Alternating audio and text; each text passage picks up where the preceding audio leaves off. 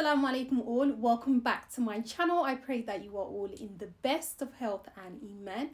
If you are new, welcome. My name is Nafisa. I am a Muslimah life coach and I support Muslim women with relationship and mental health issues. So if you're interested in being coached in those areas, you can find me over on my website, which I will leave linked in the description box down below. But over here on YouTube, I make Islamic lifestyle as well as dawah content. So if you're interested in that, then definitely make sure you hit that subscribe button down below.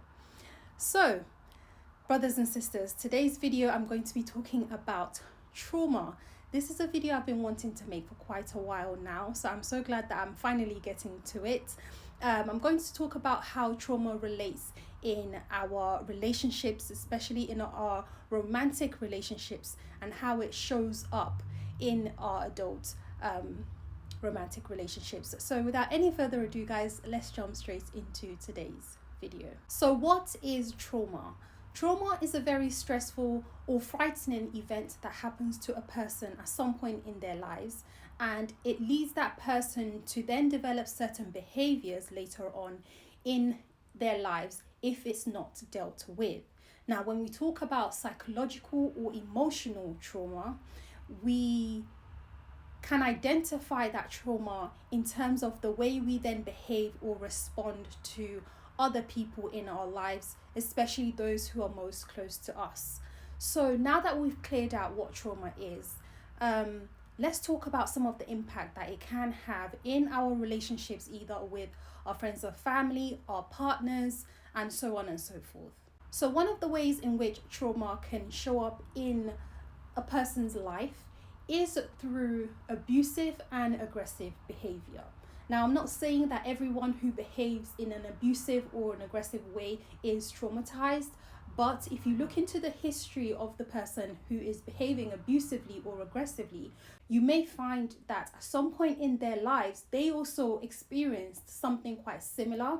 And so it's quite interesting that they also behave in a similar way. So I'm going to take a very stereotypical example of maybe a man who is very aggressive and maybe, is physically abusive to his wife. Sometimes you might find that in his childhood, either his father did the same thing or he witnessed some type of an aggressive experience that stayed with him in his mind, and therefore is also showing up quite similarly in his life, even though he may not be doing it intentionally. So that's the thing also with trauma, is that oftentimes the person is not aware that this is the reason why they are behaving in this particular way. So you can't go, for example, to someone who is behaving in an aggressive or an abusive way and say, so you're doing this to me because someone one time did X, Y, and Z to you. They're not always consciously aware of it. Sometimes what happens is that in the mind, it sinks down to the unconscious level. So they are actually not aware of why they do it. It's just always been a way that they respond to a situation. So this type of person might be easily triggered, easily angered. They may be someone who likes to blame others for their failures in life. They may be a person who lacks the ability to take responsibility. They are very sensitive to criticism. They may also be very quick to respond and very quick to attack their partners, so their husbands or wives. They may also be very quick to attack their children, just people who are close around them.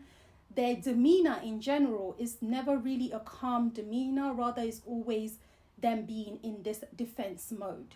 And that is because when we experience a situation that is frightening or a situation that is alarming to us as human beings, we tend to, or our brain tends to react in one of the three ways. Either you fight, you flight, or you freeze. So this is coming from scientific and psychological studies that have shown that this is the way human beings tended to react. Because human beings are classified as part of as part of the animal kingdom, this is also quite similar to how you might see a lion react, for example. So if they see something that is trying to attack them, the brain will determine whether this is a situation that I should fight or a situation that I should flight. And flight means you run away. So should I fight this situation? Should I run away from it? Or should I freeze? And if some of you guys watch like the David Attenborough documentaries that I sometimes love to watch, you see that some animals, their way of actually dealing with something that's coming to attack them is by freezing, right? So they freeze. And so those three ways, interestingly, human beings also behave in a very similar situation. And so sometimes if you experience a stressful event, a frightening event, your body may have responded to it, or your mind may have responded to it by you fighting that situation. And so you may lean more towards always having to attack and always having to fight. And the more you lean into that, that becomes part of your natural response to any situation that is similar. So if you find that you're a very aggressive type of person, you're easily triggered and you find it difficult to control your anger, that's also one of the signs of someone who is traumatized, is that they're easily they find it very difficult to manage their anger. They may be very physically abusive, like I've said before, and so that is a sign of emotional or psychological trauma. In terms of freezing though, I want to explain that a little bit further. So the way that shows up in human beings is that that person might begin to fall into a state of helplessness. So this is where they feel like there's nothing that they can do. They feel victimized, and sometimes we can all feel victimized but still feel like we have some ability to do something about our situation.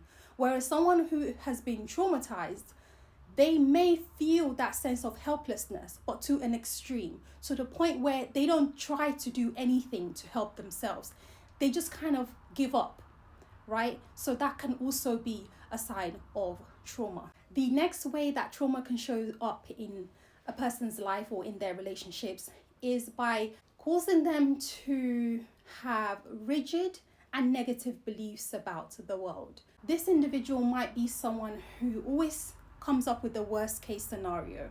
So anytime something happens, their conclusion is, therefore this thing is going to be bad, and therefore the worst case scenario is what's going to happen. It's hard to find that someone who isn't traumatized will always see things in a negative way. And so therefore, someone who is traumatized tend to always see things in a negative light. They are quick to jump to conclusions that things will always turn out for the worst. They fail to see or even understand that sometimes things can turn out for the good and sometimes things turn out for the bad. They always tend to lean more so on the view that things turn out always for the worst.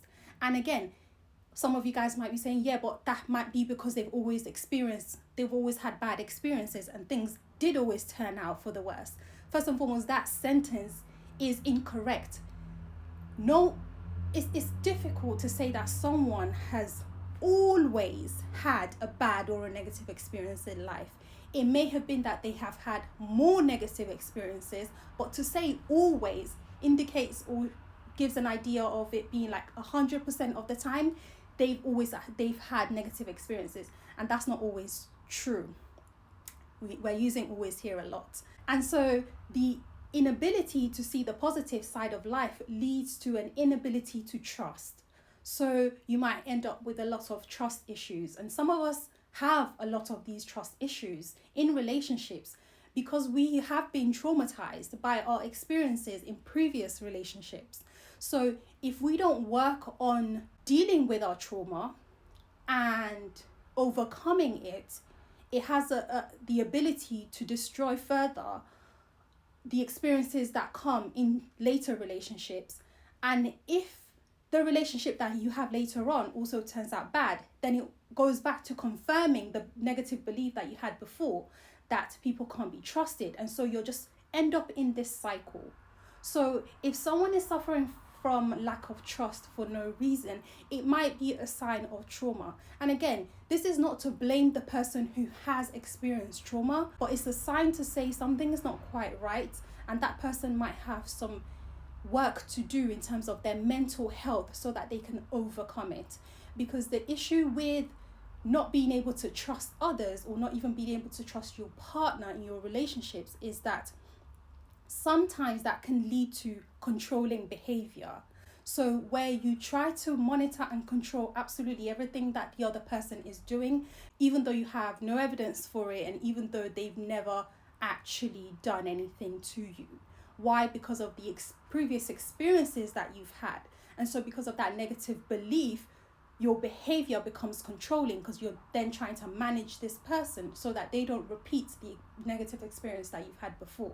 So I hope it's making sense in terms of how this negative assumption about others can then lead to you having more negative experiences in your relationships. So this is one example of how trauma shows up in relationships, is that it leads people to not be able to trust others. The third way in which trauma can show up in a relationship is that it leads people to choose the wrong partners consistently. And not only do they end up choosing the wrong partners or attracting the wrong partners, but they stay in those unhealthy relationships for far too long.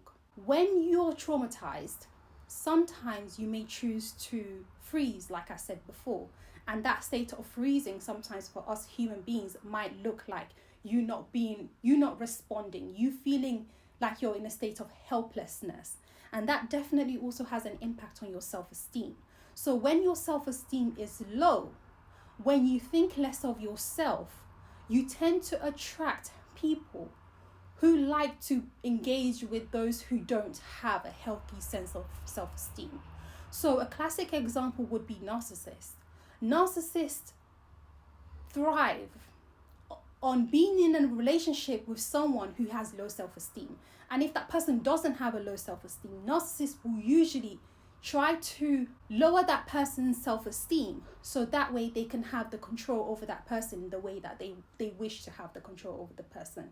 So when you have low self-esteem, there is a lot that you will tolerate that you shouldn't tolerate. And this is what helps that bad relationship to maintain, because you keep tolerating the bad behavior. And there's a part of you that's probably telling you that this isn't good for me.